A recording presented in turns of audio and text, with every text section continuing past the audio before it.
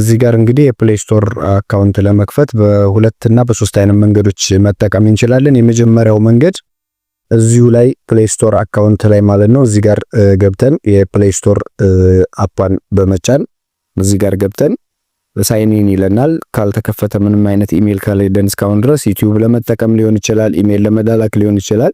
ዩቲዩብ ከፍተን አካውንት እንድኖረንም ወይም ደግሞ እዚህ ውስጥ ገብተን አፕሊኬሽኖችን ለማውረድ ኢሜል ስለሚያስፈልገን እሱን እንዴት እንደምንከፍት አሳያችኋለሁ።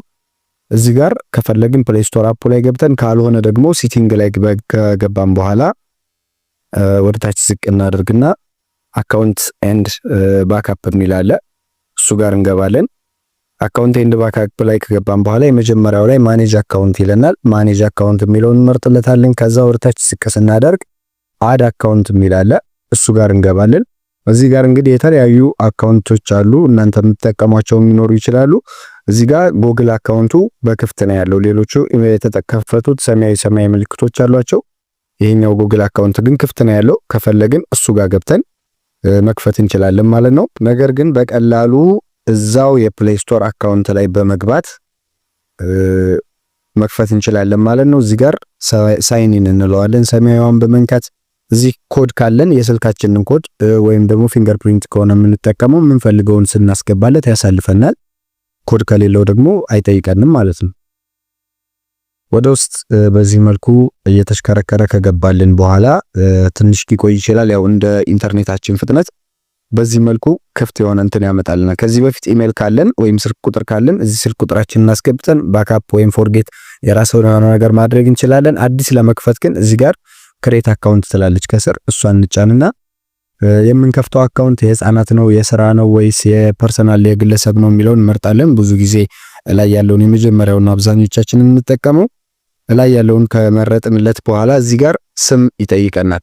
ከፈለኩ እኔ ያው ዝም ብሎ ስለሆነ የምትጠቀመው የፈለኩትን እንደዚህ አድርጌ በከፍተውም እናንተ የማትፈልጉት ከሆነ ለፕሌይ ስቶር አፕሊኬሽን ለማውረድ ብቻ ከሆነ የፈለጋችሁትን በዚህ መልኩ ስያሜ ብትሰጡት ይከፍትላችኋል። ነገር ግን ለማስተማሪያ እንዲጠቅም ትክክለኛ አካውንት ለማድረግ ለምሳሌ እዚህ ጋር ጄምስ ብንለው በዩቲዩባችን ስም ታች ደግሞ ማክ የሚለውን ብንጠቀም ኔክስት እንልለታለን። ፈርስት ኔም ሰጠኑ ማለት ነው። እዚህ ጋር የተወለድንበትን ዓመተ ምህረት ጠይቀናን በፈረንጆች አስበን 18 ዓመት በታች ከሆነ እንግዲህ አይከፍትልንም። የቅድም ህፃናት የሚለውን ስላላሟላ ነው። ከሱ በላይ አድርገን እንሞላዋለን። 12 ባደረገው ቀኑን ወሩን የፈለኩትን ማርች ባደረገው ይሄኛውን 1996 ባደርገው ከዛ ጾታ ይለናል ሜል እንለዋለን። በዚህ መልኩ እንቀጥላለን። አሁን እዚህ ጋር ማክ የሚለውን ላስቀድምልህ ወይስ ጄምስ የሚለውን ላስቀድምልህ ያስመርጠኛል። ቁጥርም ራሱ ሰጥቶታል። እሱ የሰጠኝን ቁጥር ጨምሬ በዚህ መልኩ ከፈለግን እኛ የማንረሳው ቁጥር ጋር ለመጀመሪያ አካባቢ ማለት ነው ስንከፍት ስም ስንሰጠው እዚህ ጋር ጄምስ ማክ ካልን በኋላ ለምሳሌ 0911 ብናደርገው በዚህ መልኩ ከሰጠነው እኛ የሰጠነው ሊያስተናግደን ይችላል። ካልሆነ ግን እሱ በመረጠልን ቁጥር ያመጣን። እዚያውን ጄምስ ማክ ብሎ ቁጥር 2 የሚል ሰጥቶናል ኢሜል። በሱ መልኩ ኔክስት እንለዋለን።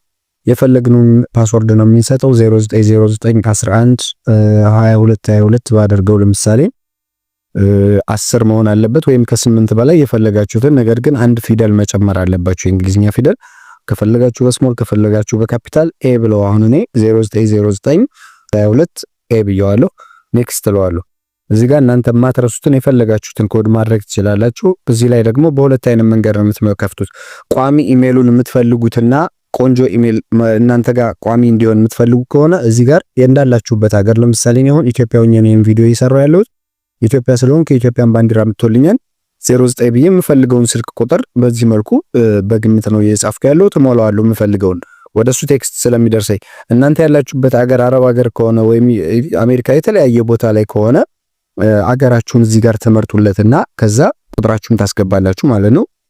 እኔ አሁን ቁጥር ኢሜሉን እናንተን ለማስተማር ስለሆነ እየተጠቀምኩበት ያለሁት አልፈልገውም። ስለዚህ እዚህ ጋር ስኪፕ ብለዋለሁ። በዚህ መልኩ ይመጣልኛል። አሁንም ኔክስት እንለዋለን። ወደታች ስናደርግ አይጌር የሚል አለ። አይጌር እንለውና ያሳልፈናል። በዚህ መልኩ ፕሌይ ስቶር አካውንት በቀላሉ መክፈት እንችላለን ማለት ነው። እዚህ ጋር እንግዲህ ባክአፕ ኢሜላችሁ ትክክለኛ ኢሜል ከሆነ ይሄኛው ባክአፕ የሚለው ኦፍ አይደረግም፣ ኦን ነው የሚደረገው። እዚህ ጋር የተለያዩ ዳታዎችን እናንተ ባዘዛችሁትም ሰዓት ይሁን አውቶማቲካሊ የሚሆን ወደ ጉግል አካውንት የተወሰነ ጂቢ ስለሚሰጥ እዛ ላይ ያስቀምጥላችኋል። እሱን ከፈቀዳችሁ በኋላ አክሴፕት ብትሉታላችሁ ማለት ነው።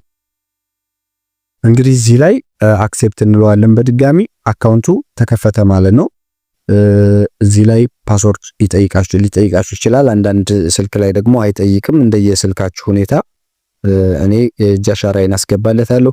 በዚህ መልኩ ኖት ናው እንለዋለን። አፕሊኬሽኑን ለማውረድ የጉግል አካውንት ከፈትን ማለት ነው፣ ወይም ደግሞ ጂሜል አካውንት ከፈትን።